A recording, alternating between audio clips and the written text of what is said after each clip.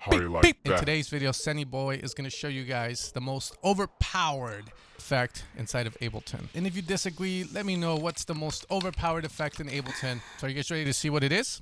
It's going to be the audio effect rack. Now, if you don't know of this plugin or you just started making music, you're probably looking at this going like, oh, what? Now, hear me out here. The audio effect rack is super dope because one, we're going to have macros that we can map to certain things that we're going to put inside of the audio effect rack. We're also going to have a list mode to create chains, which you can think of as return tracks for the young producer. For some reason, every young producer I talk to is very anti-return track. And I don't understand the hatred for return tracks. It's not like if you put a return track, you're going to turn 70, have a hairy butt with pimples and, you know, get a little moist and smelly. Here we have a couple of drums from a track I released called Void. You can check it out on Spotify right here. So here we're going to have the drums from that track, which sound like this. We're going to put an audio effect rack. We're going to go into list mode, create a chain, which is going to be our dry signal. From there, we're going to create another chain, which is going to be our New York compression. Drum reverb. So we're going to put the volume down on these, and we're going to start with the first one. Now, the audio effect rack is going to let you keep the original signal, or what you hear right now, which is this. And you're going to have a volume, aka like a dry and wet, which you're going to be able to control to add in a bit of parallel something. Parallel compression is one of the strongest things you can do to your drums if you feel like they can, you know, you can suck a little bit more life out of them, as I like to say. Now, parallel compression is just a term invented by newbie producers who wanted to slam the compressor without being judged. So that's what we're going to do. We're just going to go ratio 10 to 1. Yes, please. We're going to compress the crap out of it. We can make it up if we want. So in this channel, we're going to leave this at 100%. Cool thing about doing this here is that I can also EQ or even saturate further this channel without affecting my original signal. And then I can also EQ this low end out, bring it in.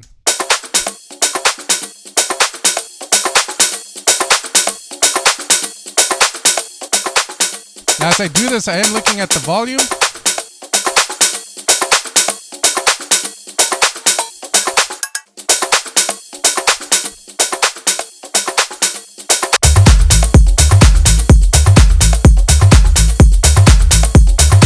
Now we can also do this with reverbs. Let's say we have a reverb here. We're going to have a very low decay time, and we're going to have in this chain the reverb, right? So just like a return track, we're going to be able to EQ this reverb with another EQ if you don't realize that there's already an EQ inside of the reverb's EQ. So we can also EQ that in any way or form that you like. Again, you can control the volume of that. From there, we can also do the ghost trick, which a good friend of mine that doesn't make music anymore taught me a while back, where we utilize sort of delay at 100%. So this is going to be the new one we're adding. I am going to sidechain this to kick. Like so. Okay, now here's the power of this, right? If I were to say, you know, Sam, you're just an old ass fart and we don't need this, young guys. You know, returns are crap. Why don't we try this then? We'll do it like this. We'll have the reverbs out of the audio effect rack. I don't even know how I'm going to sidechain this guy, but whatever. Do that maybe like that.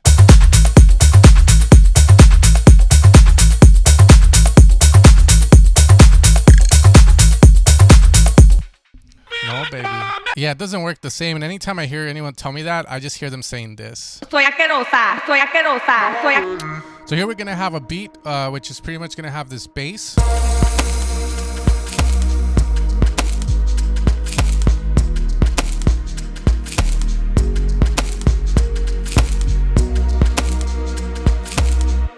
Now, one of the cool things that we can do with the audio effect rack is essentially create sort of like plugins.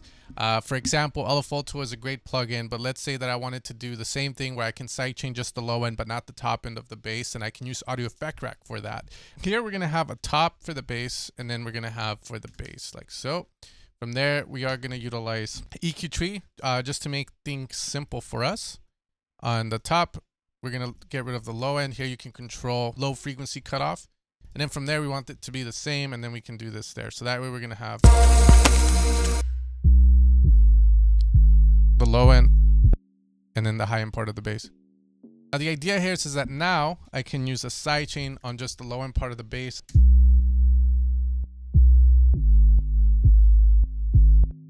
And then the top will stay the same. Cool thing here is I can also go on the top and do a sidechain, but it doesn't have to be as strong as my bottom one. Now, if I wanted to work further with this, I can also turn this into a straight up monster to saturate, let's say, the mids, the highs, and the low end, different from each other.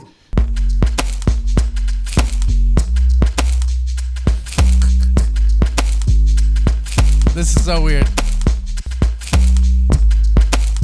You know, usually simple is better, but again, what we can do now is maybe make this go here to around 289, this guy 289, and just leave it like.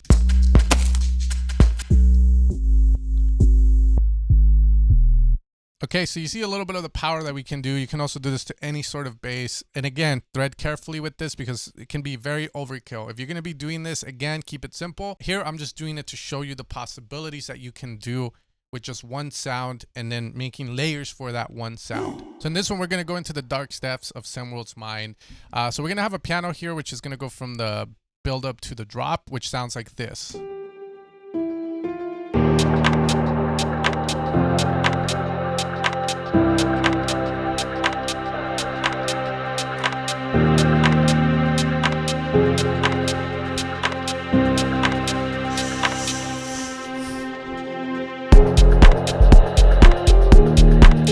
Okay, so for example, the piano by itself sounds great, but there's one thing that we can do with audio effect racks. Now, a lot of the times what I used to do is just duplicate the piano in order to do this, but one thing is utilizing Crystallizer from Sound Toys to create a new layer for the piano that is up an octave, and then it becomes more of a supportive element.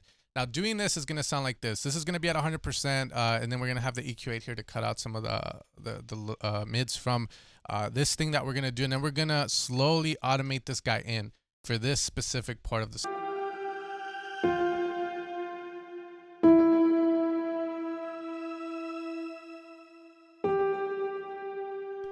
So overpowered. Ooh, let's get rid of this string here. I think that can just carry it. And then here we go.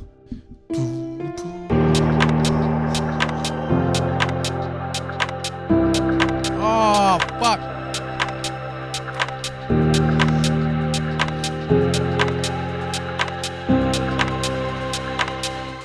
Drop it.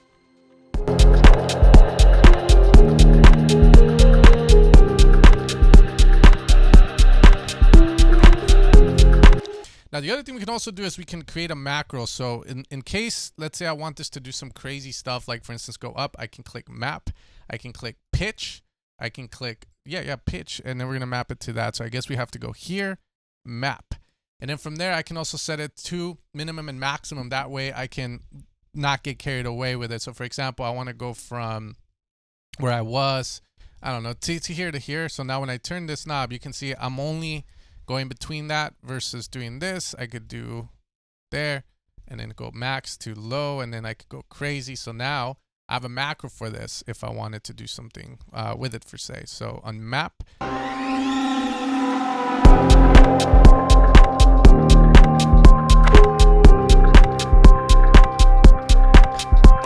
I lied. There's one more, because the reason I use the audio effect rack majority of the time is for vocals, but you can also utilize it on drums, on anything where you want to pretty much create parallel processing, which is one of the strongest things to do. Vámonos pa la fiesta. Use like an audio effect rack to create layers for this guy. So that way we keep it inside of Ableton, inside the family, like the Targaryens. And we're going to go with it here, the flange, just get those in there.